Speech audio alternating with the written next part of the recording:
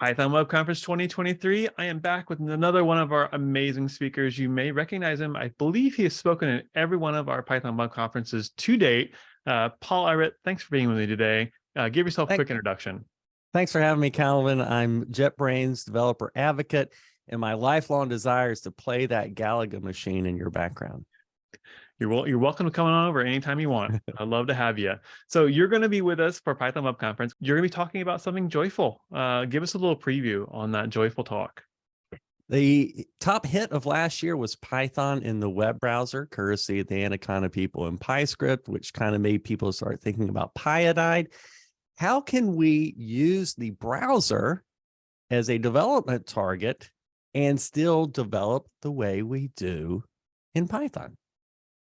I love that. The idea behind this is testing. What does testing mean? What's a good developer flow when you're mixing all these technologies? It's going to be fun. You'll be with us all week during the conference as well. What are you looking forward to during Python Web Conference? I want to learn from people. I feel like something is coming. Things are changing.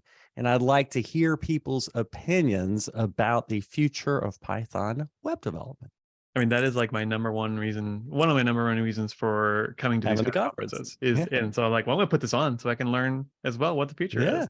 It is an exciting week. We've got some crazy good keynote speakers, and sandwich right in between all that is also amazing speakers for every track. So I look forward to seeing you next week, Paul. Thank you for being with us, and we'll see you March 13th to the 17th.